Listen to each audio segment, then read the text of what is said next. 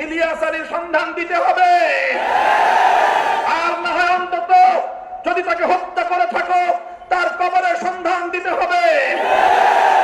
এর জন্য যা করতে হয় অন্তর্বর্তীকালীন সরকারকে তাই করতে হবে। এদেশের মানুষের ভাষা যদি বুঝতে ব্যর্থ হন, এদেশের মানুষ সংগ্রামের মধ্য দিয়ে দাবি আদায় করে ছাড়বে। সংগ্রামী সাথী ও বন্ধুগণ, আগামীর বাংলাদেশ হবে বৈষম্যহীন বাংলাদেশ। আগামীর বাংলাদেশ হবে ন্যায় এবং ইনসাফের বাংলাদেশ।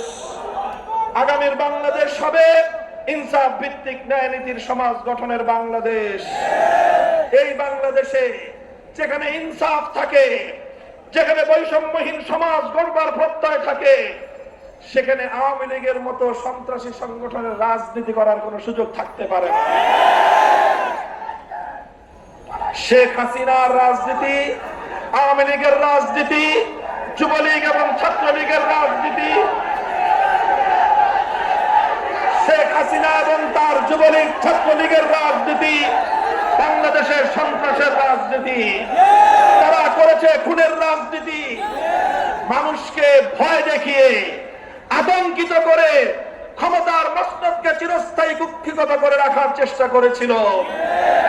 বাংলাদেশ প্রমাণ করে দিয়েছে জ্বলে পুড়ে মরে ছারখার, তবু মাথা নোয়াবার নয়। সাবাস বাংলাদেশ, সাবাস বাংলাদেশ, সাবাস বাংলাদেশ।